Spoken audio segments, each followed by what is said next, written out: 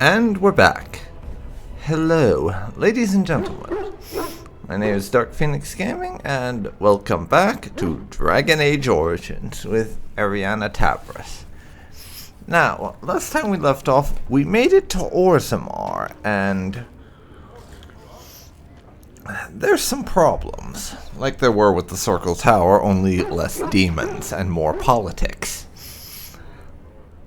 Speaking of the Circle Tower, goodbye Litany, we don't need you on my bar anymore.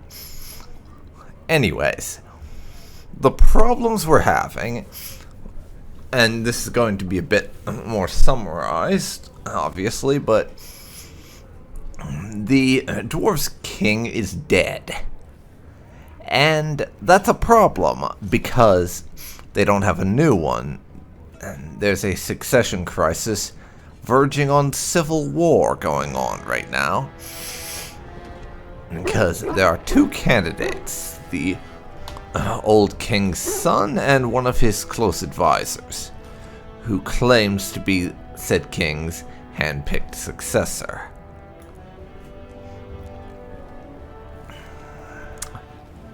Now, the problem is that while we do have a treaty compelling the dwarves to assist us during a blight, that treaty is only going to require their king to provide assistance. So we need them to actually have a king.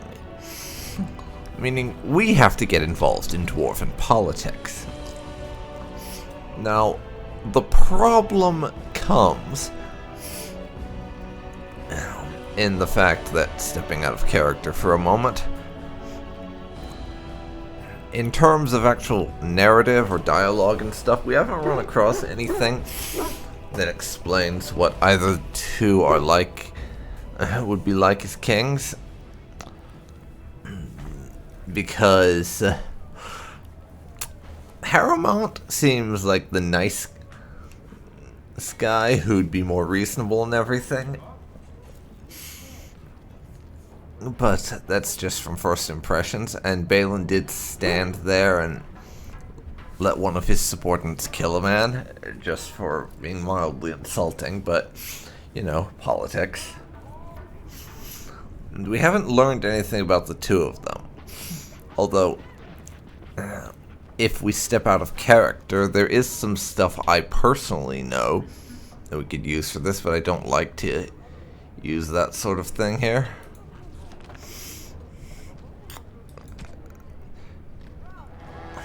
And actually, as it happens, this episode isn't even going to be about that whole thing, because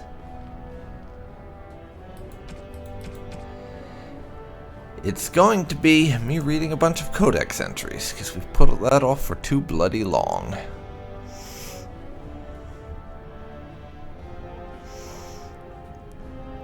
So, if you're interested in hearing the bunch of Codex entries we've accumulated thus far, then stick around. Some of these might be relevant to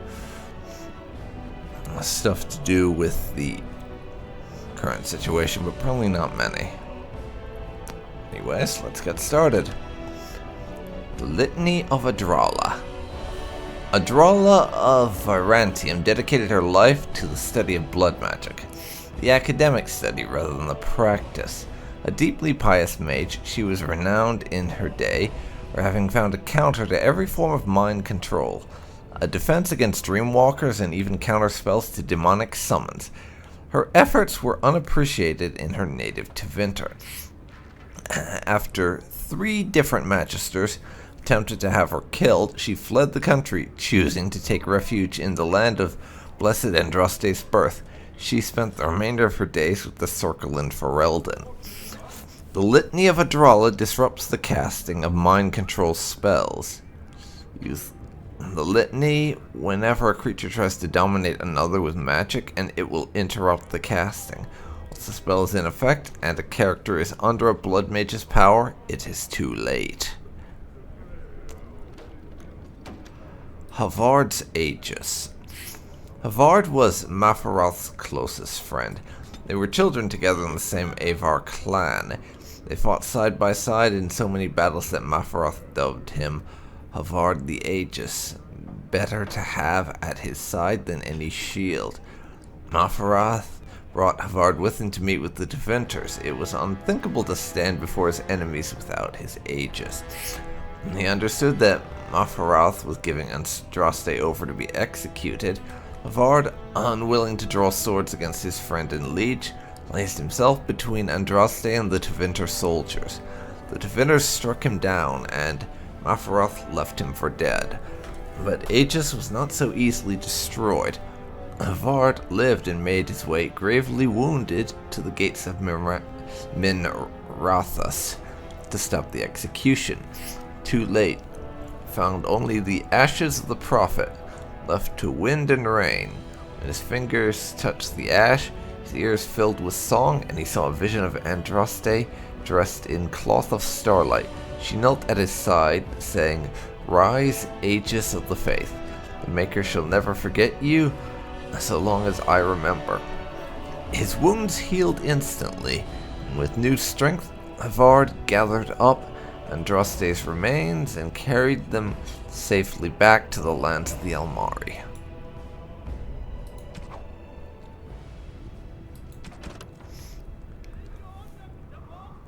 The Legend of Calenhad,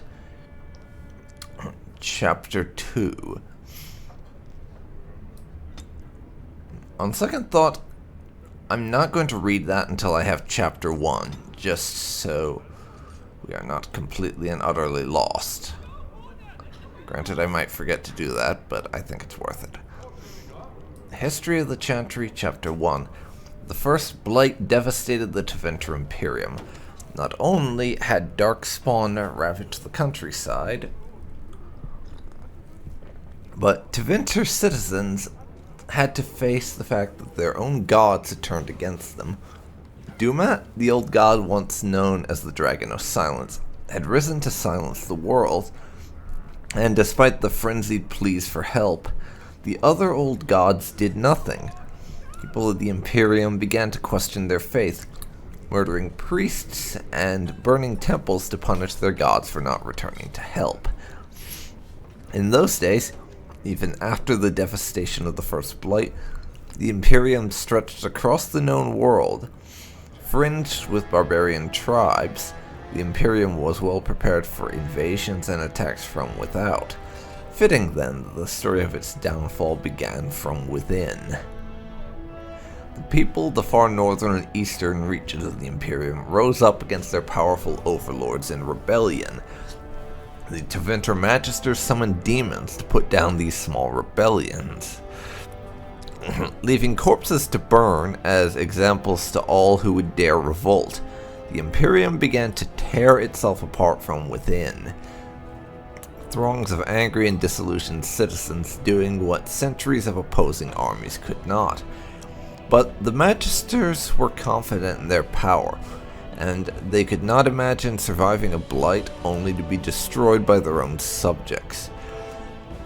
Even after the blight, Teventer commanded an army larger than that of any other organized nation in Thedas. But that army was scattered and its morale dwindling. The ruins of Teventer was such that the Alamari barbarians who had spread their clans and holds over the wilderness of Ferelden Valley, at the far southeast edge of the Imperium, saw weakness in their enemy, and after an age of oppression, embarked on a campaign, not only to free their own lands, but to bring down mighty Teventer as well. The leaders of that blessed campaign were the great barbarian warlord Mafaroth and his wife Andraste. Their dreams and ambitions would change the world forever. From Tales of the Destruction of Thedas by Brother Genetivi, Chantry Scholar.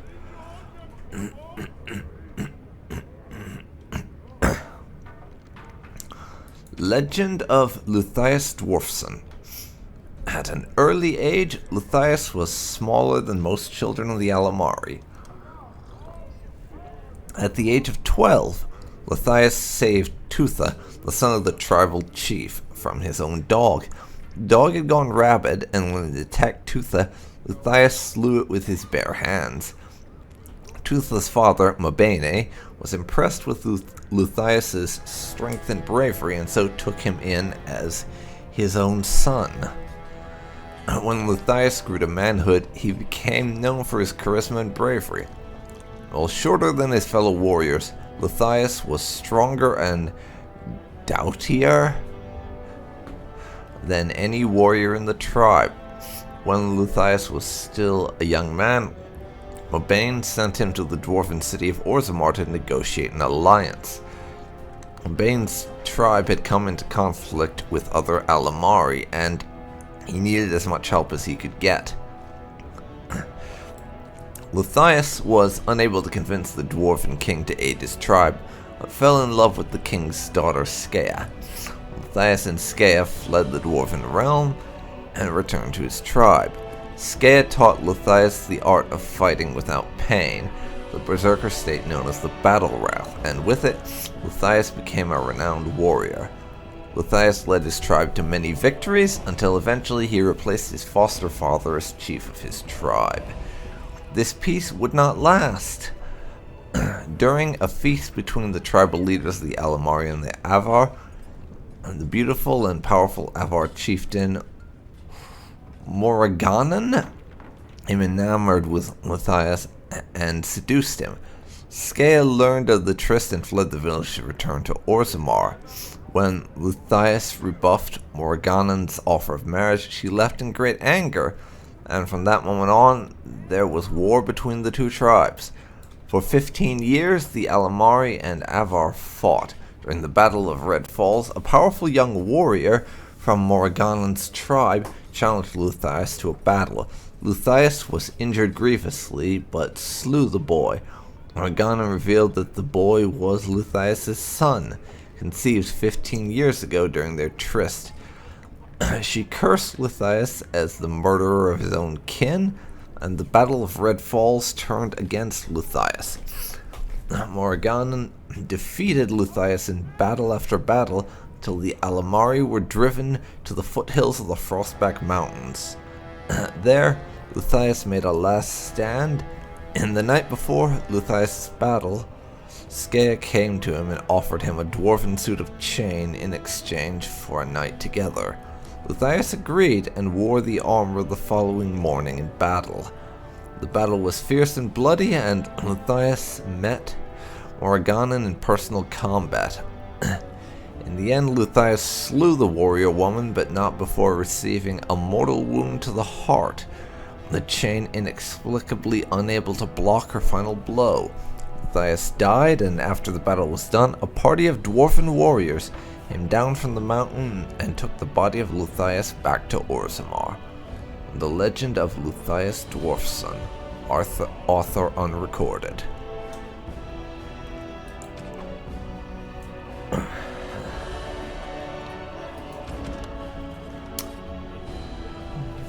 A note from Sir Henrik.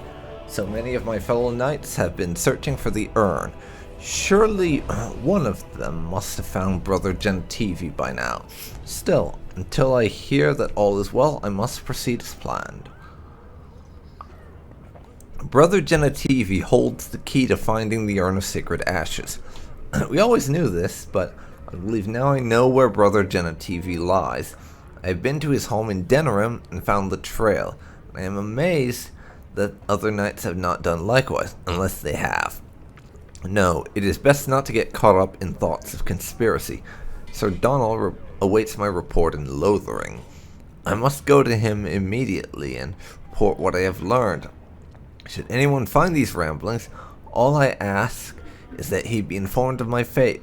I pray that he complete what I cannot. A note from Sir Henrik of Redcliffe. Correspondence Interruptus. A collection of embarrassing personal communications between the spoiled wealthy and their objects of obsession. A delicate matter. While I am overjoyed at the prospect of having you, an unwelcome guest requires that you Excuse yourself by the postern of my estate to avoid a mark upon our reputations. M.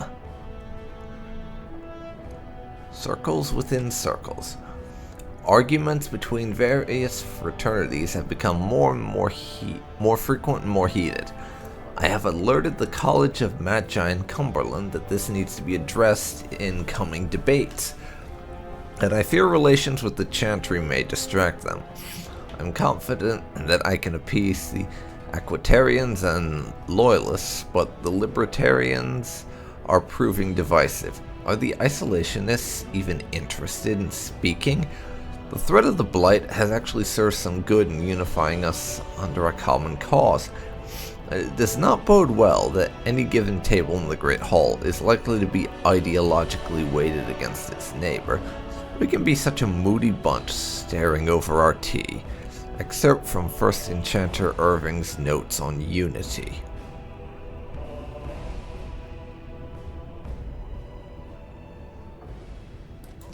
Desire and Need.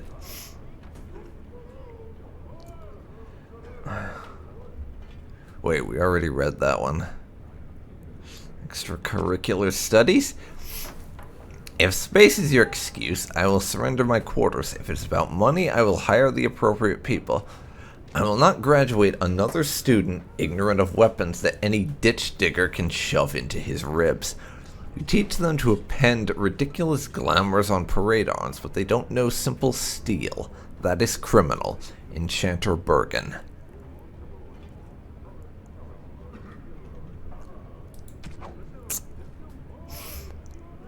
Now, for some stuff about magic.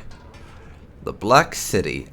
No traveler to the Fade can fail to spot the Black City. It's one of the few constants of that ever-changing place. No matter where one might be, the city is visible. Always far off, for it seems that the only rule of geography in the Fade is that all points are equidistant from the Black City. The chant teaches that the Black City was once the seat of the Maker, from whence he ruled the Fade, left empty when men turned away from him. Dreamers do not go there, nor do spirits. Even the most powerful demons seem to avoid the place. It was golden and beautiful once, so the story goes, till a group of powerful Magister Lords from the Tevinter Imperium devised a means of breaking in. They did so. Their presence defiled the city, turning it black.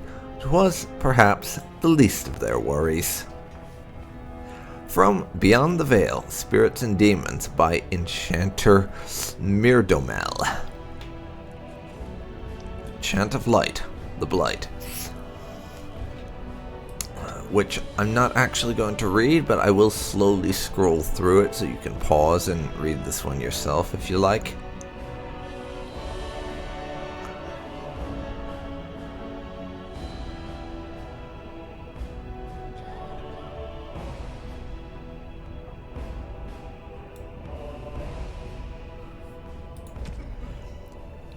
Same with these. Anything that's basically religious prose or poetry, I'm not going to read because I will not be able to do it justice. I will scroll through it, however, slowly enough that you can pause and read on your own time if you like.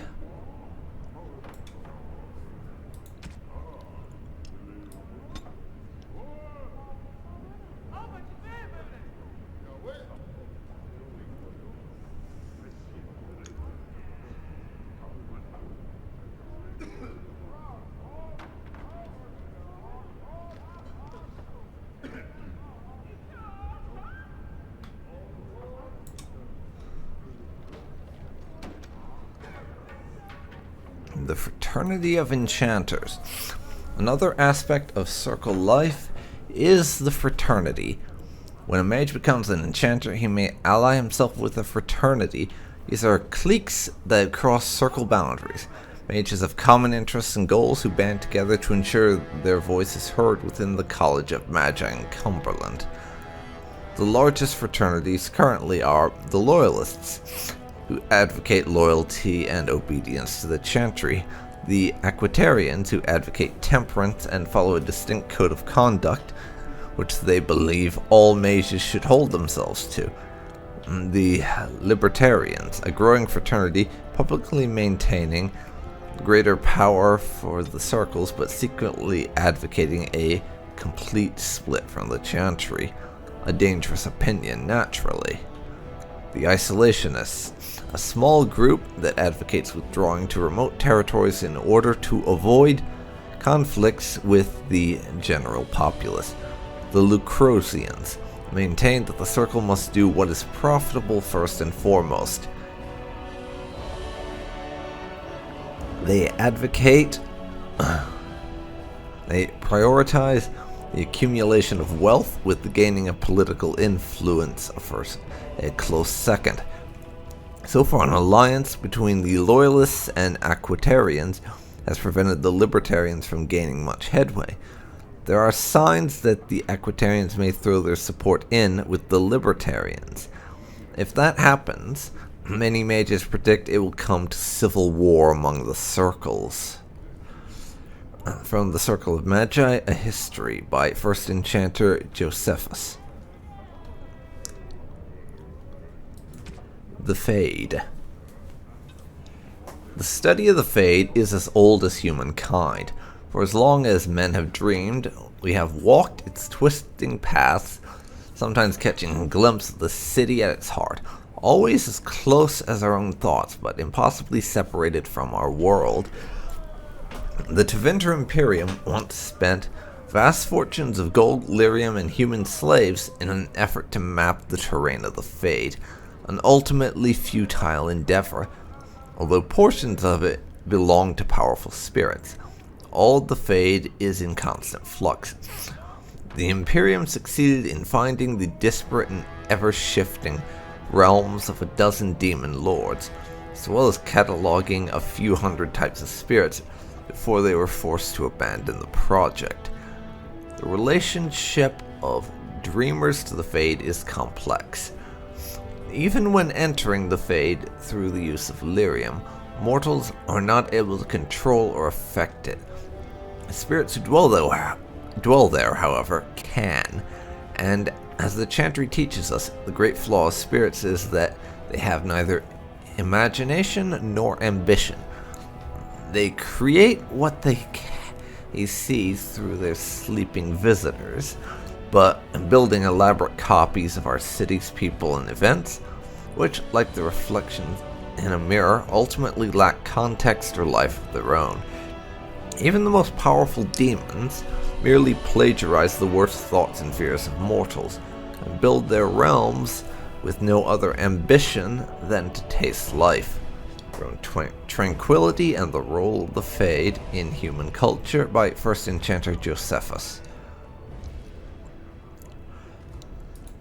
Lyrium. More than half the wealth of Orzammar comes from a single, extremely rare substance, lyrium. The Chantry believes it to be the waters of the Fade, mentioned in the Canticle of Thrinodes, the very stuff of creation itself, from whence the Maker fashioned the world. Only a handful of mining caste families hazard extracting the ore, finding veins in the stone quite literally by ear, for in its raw form, lyrium sings, and the discerning can hear the sound even through solid rock. Even though dwarves have a natural resistance, raw lyrium is dangerous for all but the most experienced of the mining caste to handle. Even for dwarves, exposure to the unprocessed mineral can cause deafness or memory loss. For humans and elves, direct contact with lyrium ore produces nausea, blistering of the skin, and dementia. Mages cannot even approach unprocessed lyrium. Doing so is invariably fatal. Despite its dangers, lyrium is the single most valuable mineral currently known. In the Tevinter Imperium, it has been known to command a higher price than diamond. The dwarves sell very little of the processed mineral to the surface, giving the greater portion of what they mine to their own smiths, who use it in the forging of all truly superior dwarven weapons and armor. What processed lyrium is sold on the surface goes only to the chantry, who strictly control the supply. From the chantry it is dispensed both to the Templars, who make use of it in tracking and fighting Maleficarum, and to the Circle. In the hands of the Circle, lyrium reaches its fullest potential. Therefore, Mari craftsmen transform it into an array of useful items, from the practical, such as magically hardened stone for construction, to the legendary silver armor of King Calenhad. When mixed into liquid and ingested, lyrium allows mages to enter the Fade fully aware, unlike all others who reach it only while dreaming. Such potions can also be used to aid in the casting of especially taxing spells, for a time granting a mage far greater power than he normally wields. Lyrium has its costs, however. Prolonged use becomes addictive, the cravings unbearable. For a time, Templars grow disoriented, capable of distinguishing memory from present or dream, even from waking. They frequently become paranoid, as their worst memories and nightmares haunt their waking hours. Mages have additionally been known to suffer physical mutation. The Magister Lords of the Tevinter Imperium were widely reputed to have been so affected by their years of lyrium use that they could not be recognized by their own kin, not even as creatures that had once been human. From In Pursuit of Knowledge, The Travels of a Chantry Scholar by Brother Genitivi. The Cardinal Rules of Magic. You must not be under the misimpression that magic is all-powerful. There are limits, and not even the greatest mages may overcome them. No one, for instance, has found any means of traveling, either over great distances or small ones, beyond putting one foot in front of the other. The immutable nature of the physical world prevents this. So no, you may not simply pop over to Minrathous to borrow a cup of sugar, nor may you magic the essay you've forgotten in the apprentice's dormitory to your desk. You will simply have to be prepared. Similarly, even when you send your mind into the Fade, your body remains behind. Only once has this barrier been overcome, and reputedly, the spell required 2/3 of the lyrium in the Tevinter Imperium, as well as the lifeblood of several hundred slaves. The results were utterly disastrous. Finally, life is finite.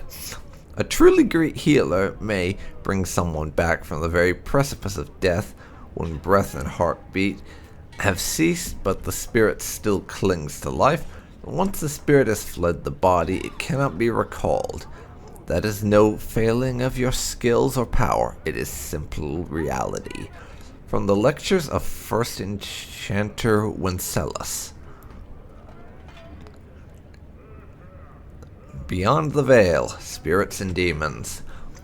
It is challenging enough for the casual observer to tell the difference between the Fade and the creatures that live within it, let alone between one type of spirit and another.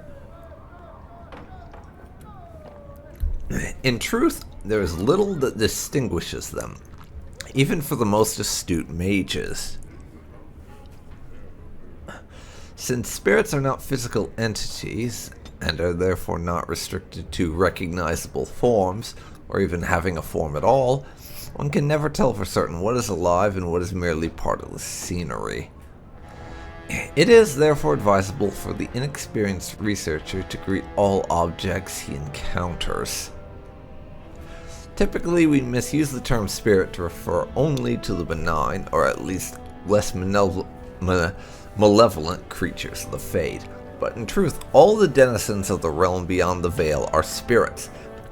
As the Chant of Light notes, everything within the Fade is a mimicry of our world. A poor imitation, for the spirits do not remotely understand what they are copying. It is no surprise that much of the Fade appears like a manuscript translated from Tevinter to Orlesian and back again by drunken initiates. In general, spirits are not complex, or rather they are not complex as we understand such things. Each one seizes upon a single facet of human experience. Rage, hunger, compassion, hope, etc. As one idea becomes their identity, we classify as demons those spirits who identify themselves with the darker human emotions and ideas. The most common and weakest form of demon one encounters in the Fade is the Rage Demon. They are much like perpetually boiling kettles, for they exist only to vent hatred, but rarely have an object to hate. Somewhat above these are Hunger Demons, who do little but eat or attempt to eat everything they encounter, including other demons. This is rarely successful. Then there are the Sloth Demons. These are the first intelligent creatures one typically finds in the Fade. They are dangerous only on those rare occasions that they can be induced to get up and do harm. Desire demons are more clever and far more powerful, using all forms of bribery to induce mortals into their realms. Wealth, love, vengeance, whatever lies closest to your heart. The most powerful demons yet encountered are the Pride Demons, perhaps because they, among all their kind, most resemble men. From Beyond the Veil, Spirits and Demons by Enchanter Murdramal. The Tranquil. The Tranquil are the least understood but most visible members of the Circle. Every day of every city, even, of respectable size boasts a Circle of Magi shop, and every one of these shops is run by a Tranquil proprietor. The name is a misnomer, for they are not tranquil at all. Rather, they are like inanimate objects that speak. If a table wished to sell you an enchanted penknife, it could pass as one of these people. Their eyes are expressionless, their voice is monotone. Incomparable craftsmen they might be, but they are hardly the sort of mages to put ordinary folk at ease. From In Pursuit of Knowledge. Sacred Ashes of Andraste. Only one person witnessed Mapharoth's betrayal, Havard the Aegis. He accompanied a childhood friend of Mapharoth. He accompanied his chief to the meeting with the Devinters, not realizing what was planned. When he understood that Mapharoth was giving Andraste over to be executed, Havard, unwilling to draw swords against his friend in Liege, placed himself between Andraste and the Tevinter soldiers. The Tevinters struck him down and Mapharoth left him for dead. Grievously wounded, Havard made his way to the gates of Menrathas to stop the execution. When he reached it, the terrible deed was already done. The armies on the plains long since dispersed. Havard, cursing his weakness, gathered the earthly remains of Andraste that had been left to the wind and rain, and wept. When his fingers touched the pile of ashes, his ears filled with song, and he saw before him a vision of Andraste dressed in cloth made of starlight. She knelt at his side, saying, "The Maker shall never forget you so long as I remember." The song faded, and the vision with it, and Havard was alone, but his wounds were healed. With new strength, Havard took up the ashes of Our Lady and bore them back to the lands of the Alamari. From Thedas, Myths and Legends by Brother Genitivi. The Veil. I detest this notion that the veil is some manner of invisible curtain that separates the world of the living from the world of the spirits. Whether it be called the Fade or the Beyond is a matter of racial politics I refuse to indulge at the moment. There is no this side and that side when it comes to the veil. One cannot think of it as a physical thing or barrier or even a shimmering wall of holy light. Thank you very much for that image, your perfection. Think of the veil instead as opening one's eyes. Before you opened them, you saw Our world as you see it now, static, solid, unchanging. Now that they are open, you see our world as the spirits see it, chaotic, ever-changing, a realm where the imagined and the remembered have as much substance as that which is real. More, in fact. A spirit sees everything as defined by will and memory, and this is why they are so lost when they cross the veil. In our world, imagination has no substance. Objects exist independently of how we remember them or what emotions we associate with them. Mages alone possess the power to change the world with their minds, and perhaps this forms the nature of a demon's attraction to them, who can say, regardless, the act of passing through the veil is much more about changing one's perceptions than a physical transition. The veil is an idea. It is the act of transition itself, and it's only the fact that both living beings and spirits find the transition difficult that gives the veil any credence as a physical barrier at all. From a dissertation on the Fade as a physical manifestation by Marino, senior enchanter of the Minrathous Circle of Magi.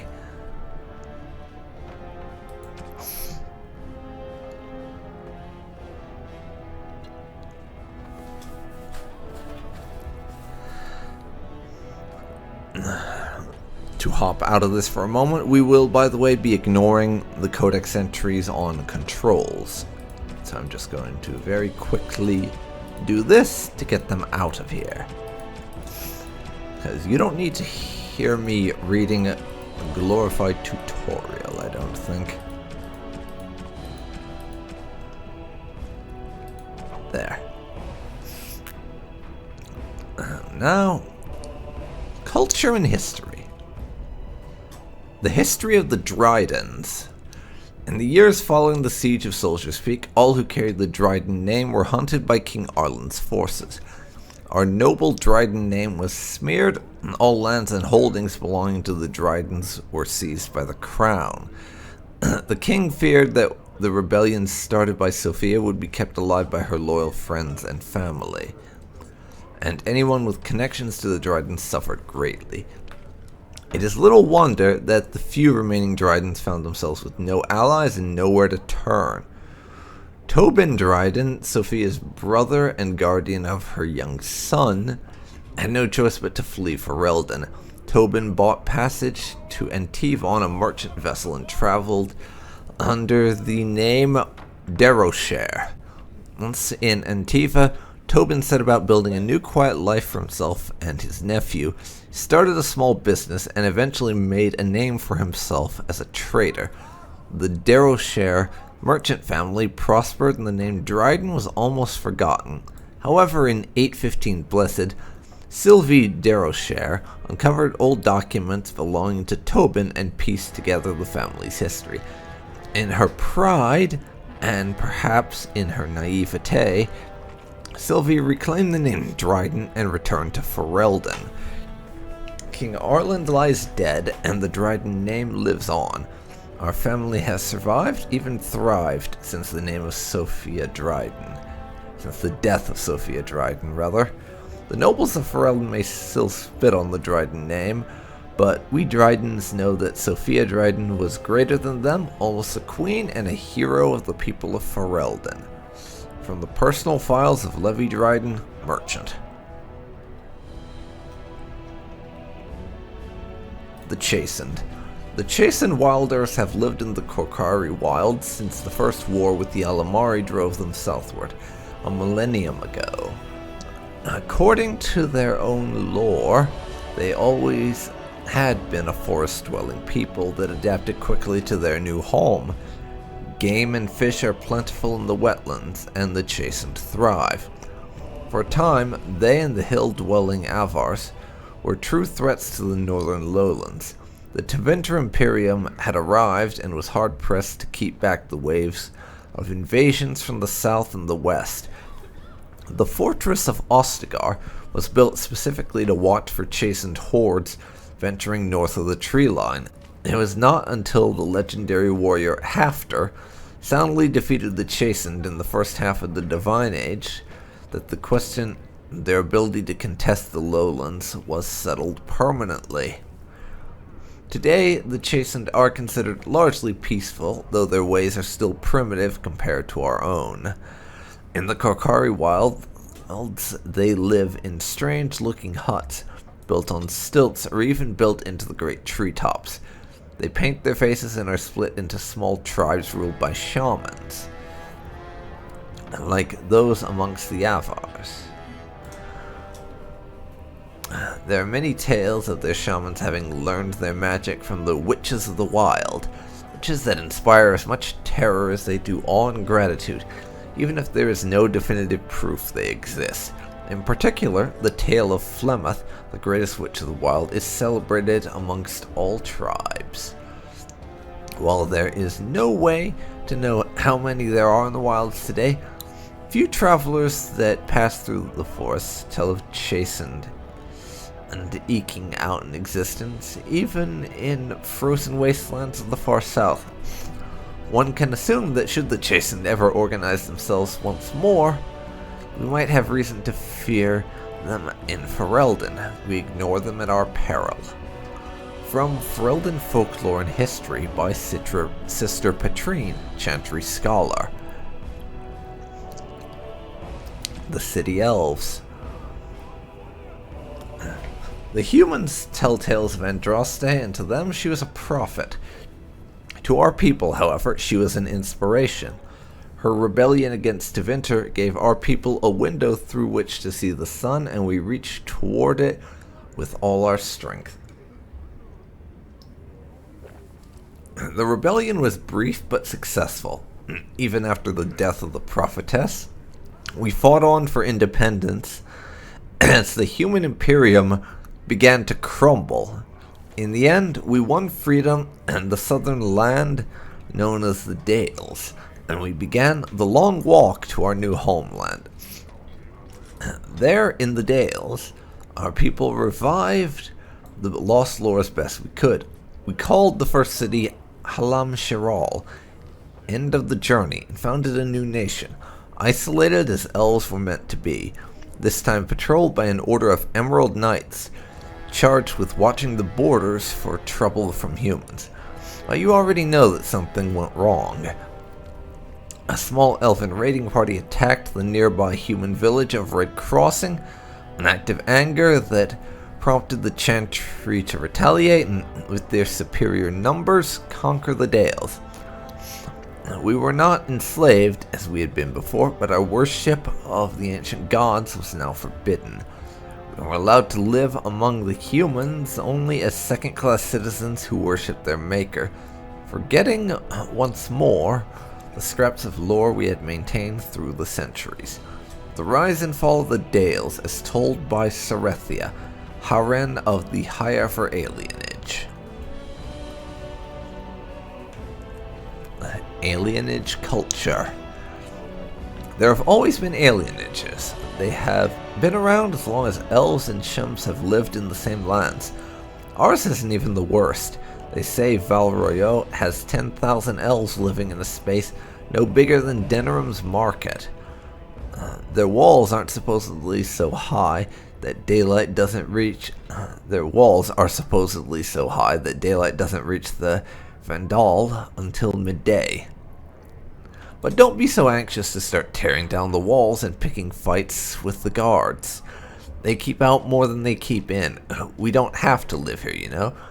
Sometimes a family gets a good break and they buy a house in the docks or on the outskirts of town. If they're lucky, they come back to the alienage after looters have burned their house down. The unlucky ones just go to the pauper's field. Here we're among family. We look out for each other. Here we do what we can to remember the old ways. The flat ears who have gone out there, they're stuck. They'll never be human, and they've gone and thrown away being elven too. So where does that leave them? Nowhere. Sarethia Haren of the Highever alienage. History of Ferelden, Chapter 1. Ferelden, as we think of it now, did not exist before the Exalted Age. Instead, the valley was divided up into dozens of old Alamari clans. They warred constantly with one another over land, honor, the allegiance of the freeholders, and on one notable occasion, the name given to a favorite Mabari. And then, in the 33rd year of the Exalted Age, Calenhat Theron became Terran of Denerim, and everything changed. Most of what we know about the founding of our nation comes from old songs that the bards passed down through the ages. The songs are filled with wild exaggerations and outright lies, but this hardly differs from the scholarly papers of some of my contemporaries. There is no agreement among poets or scholars on how he did it, but Callan had gained the support of the Circle of Magi, and they crafted for him a suit of silvery white armor that by all accounts repelled both arrow and blade. Callan had led his army across the valley and captured Redcliffe, one of only 3 men who ever successfully laid siege to that fortress, and presented himself to the bands of the Landsmeet as their king. The poets tell us every lord knelt before Calenhad without question. The fact that he attended the Landsmeet surrounded by ash warriors and loyal mages of the Circle is generally omitted from the ballads, however. From Calenhad came the line of Theran kings and queens who ruled uninterrupted until the 44th year of the Blessed Age, when the Orlesian invasion came. The rightful king was forced to flee Denerim, and for 70 years a puppet sat upon the throne. From Ferelden, Folklore and History by Sister Petrine. Lothering. In ancient times, Lothering was little more than a trading post that served the fortress of Ostegard to the south. Nowadays, it is larger, serving Redcliffe and the community of merchants and surface dwarves near Orzammar. Its location on the North Road gives it strategic value, so control over Lothering has historically been a matter of contention between the southern Benorn and the South Reach Arling. King Calenhad himself stepped in and awarded the town to South Reach in the Exalted Age, which has largely ended the feud, or at least the appearance of it. From In Pursuit of Knowledge, The Travels of a Chantry Scholar. The City of Orzammar. The dwarves are lauded for their craftsmanship, and the city of Orzammar is one of their finest works. Orzammar lies at the heart of the Frostback Mountains, deep underground. The city arcs outward from the royal palace, which is built around a natural lava vent, continually fountaining liquid rock, which both lights and heats the entire cavern. The topmost tier of Orzammar is home to the noble caste, with their palaces fanning out in both directions, from the court of the king, as well as the Shaperate, which serves as a repository for all dwarven knowledge. The lower tier is the commons, where the merchant caste holds sway and where the finest works of Orzammar's craftsmen are for sale.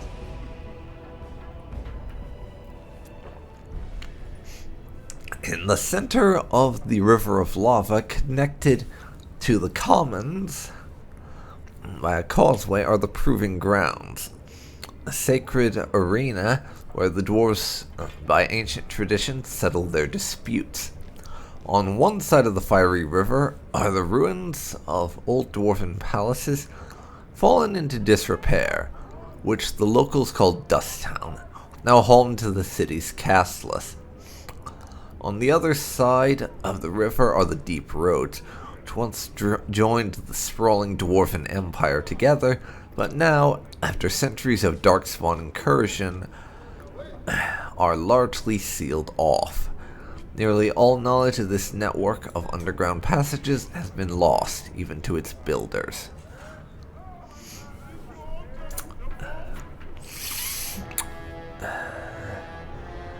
The Paragons.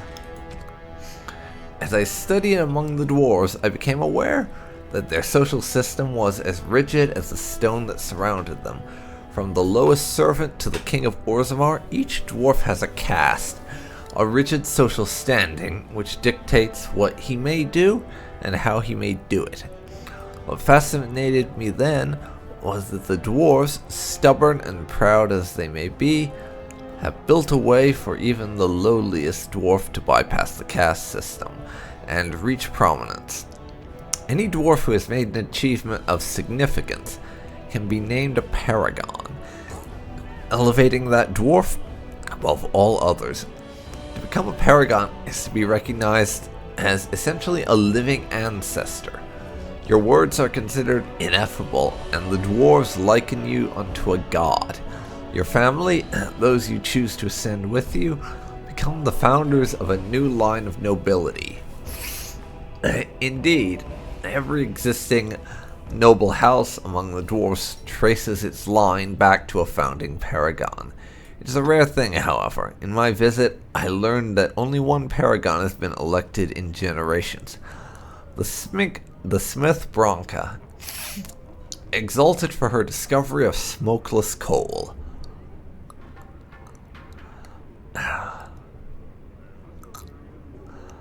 I met the Paragon Bronca only once during my stay, and I consider it an odd occasion indeed. Surrounded by those of her house, this ill-tempered woman was draped in the finest clothing and jewelry, and was obviously revered, even above the highest nobles, perhaps above even the king. Yet she seemed to enjoy none of it. The burden of being a living legend is great, it appears. Statues of the Paragons are found throughout Orzammar, though nowhere as prominent than in the Hall of Heroes, through which one passes on entering from the surface. It is a breathtaking sight to behold. Great works of stone, all seeming to hold up the ceiling above. It is meant to impress upon visitors to Orzammar of all who have gone before, I think. It is also meant to remind dwarves going to the surface, and thus abandoning their brethren forever, of all they are leaving behind. From Stone Halls of the Dwarves by Brother Genetivi. Ostagar. Representing the furthest point of encroachment by the ancient Tevinter Imperium into the barbarian lands of the southeast, the fortress of Ostagar was once one of the most important defending holdings south of the Waking Sea. It stood at the edge of the Korkari Wilds, watching for any signs of invasion by the barbarians, known today as the Chastened Wilders. Straddling a narrow pass in the hills, the fortress needed to be bypassed to reach the fertile lowlands to the north, and proved to be exceedingly difficult for the Wilders to attack because of its naturally defensible position. Like most imperial holdings in the south, Ostagar was abandoned after Tevinter's collapse during the First Blight. It was successfully sacked by the Chastened Wilders, and then, as the Chastened threat dwindled following the creation of the modern Ferelden nation, fell to ruin completely. It has remained unmanned for 4 centuries, though most of the walls still stand, as does the tall Tower of Ishal, named after the great Archon that ordered its construction. Ostagar remains a testament to the magical power of the Imperium that created it. From Ferelden Folklore and History by Sister Petrine. The Tevinter Imperium. The Imperium is little more than a dilapidated old slattern, crouching in the far north of Thedas, drunkenly cursing at passers-by to recall her faded beauty.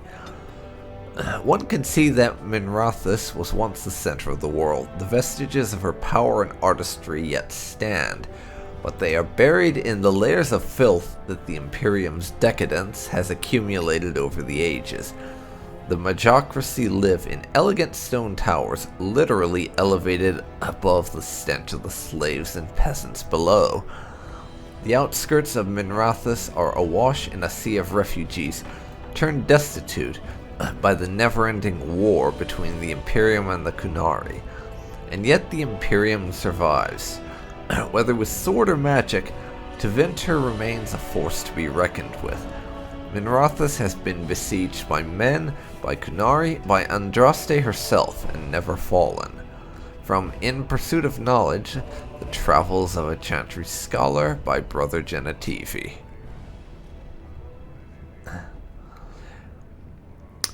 Vanadal, the Tree of the People. Mostly the old ways are gone. Each generation forgets a little more of the old tongue, a little more of the traditions, and the few things we keep become simple habits, the meaning long since faded. So it is with the Vanadal, the Tree of the People. Every alienage has one, and I'm told, or they used to. When I was a little girl, my mother told me the tree was a symbol of Arlathon, but not even she knew more than that. Keeping the Vanadal is just a habit now. Many cities have let theirs wither and die, then chop them up for firewood. No great loss. Serethi, Harren of the Highever alienage. The Grey Wardens. The first blight had already raged for 90 years. The world was in chaos. A god had risen, twisted and corrupted. The remaining gods of Tevinter were silent, withdrawn. What writing we have recovered from those times is filled with despair, for everyone believed, from the greatest archons to the lowliest slaves, that the world was coming to an end. At Weissop Fortress, in the desolate Anderfels, a meeting transpired. Soldiers of the Imperium, seasoned veterans who had known nothing their entire lifetimes except hopeless war, came together. When they left Weissop, they had renounced their oaths to the Imperium. They were soldiers no longer. They were Grey Wardens. The Wardens began an aggressive campaign against the Blight, striking back against the Darkspawn, reclaiming lands given up for lost. The Blight was far from over, but their victories brought notice, and soon they received aid from every nation in Thedas. They grew in number as well as reputation. Finally, in the year 992 of the Tevinter Imperium, upon the Silent Plains, they met the Archon Dumat in battle. A third of all the armies in northern Thedas were lost to the fighting, but Dumat fell and the Darkspawn fled back underground. Even that was not the end. The Imperium once revered 7 gods: Dumat, Zazikel, Toth, Andaral, Razikel, Lusakon, and Urthemiel. 4 have risen as archdemons. The Grey Wardens have kept watch through the ages, well aware that peace is fleeting and that their war continues until the last of the dragon gods is gone. From Ferelden, Folklore and History by Sister Petrine. The Korkari Wilds. It is said that in the midst of the Black Age, when werewolves stalked the lands of Ferelden in numbers that kept every farmholder indoors and a hound on every doorstep, a powerful Arl of the Alamari peoples stood and declared he would put an end to the threat. His Arlings stood on the border of the Dark Forest on the southern border of the Ferelden Valley, and he claimed that the werewolves used the forest to launch their midnight assaults on humanity. For 20 years, this Arl led an army of warriors and hounds deep into the forest. In his hunt for the werewolves, he slew not only every wolf he came across, but every member of the chastened wilder folk. Any one of them, he said, could harbor a demon inside and thus be a werewolf in disguise. For 20 years, the forest rang with screams and the rivers ran red. The tales say that an old chastened woman found her sons all dead at the Arl's blades. She pulled one of those very blades from her son's chest and plunged it into her own chest, cursing the Arl's name as she did so. Where her blood touched the ground, a mist began to rise. It spread and spread until it was everywhere in the forest. The Arl's army became lost, and it is said that they died there. Others say they wander still. The ruins of his Arlings stand to this day, filled with the ghosts of women waiting eternally for their husbands to return. The forest of this legend is, of course, the Kokari Wilds. There are as many legends about the great southern forest as there are shadows, or so the saying goes. The chastened wilder folk have made their home there since mankind first came to these lands, and the wildlands spread as far south as anyone has ventured. Beyond the mists are vast tracts of white-capped mountains and entire fields of ice. It is a land too cold for mankind to survive, yet the chastened eke out an existence even there. And they can tell of horrors beyond the wilds that the lowland folk could not begin to comprehend. To most, Ferelden simply ends with the Kokari Wilds. There is nothing beyond. The Wilds is a land of great trees, wet marshes, and dangerous monsters. What more need be said? From Land of the Wilders by Mother Alis, Chantry Scholar, 918 Dragon. Darkspawn. Yeah, you can pause and read that for yourself if you like. Sin was the midwife that ushered the Darkspawn into this world. The Magisters fell from the Golden City, and their fate encompassed all our worlds, but they were not alone. No one knows where the Darkspawn come from. A dark mockery of men in the darkest places. They thrive, growing in numbers as a plague of locusts will. In raids, they will often take captives, dragging their victims alive into the deep roads. But most evidence suggests that these are eaten. Like spiders, it seems Darkspawn prefer their food still breathing. Perhaps they are simply spawned by the darkness. Certainly, we know that evil has no trouble perpetuating itself.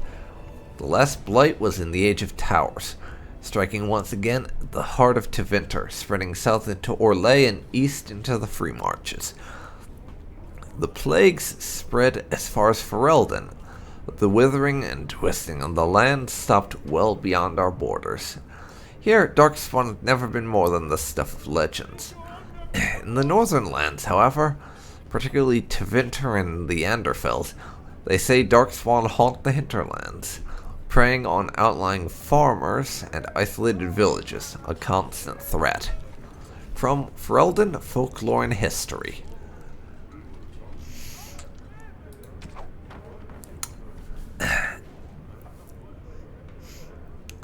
And I think I'm going to leave it here for now. There's a lot more Codex entries I still need to get through because I waited too long before reading them.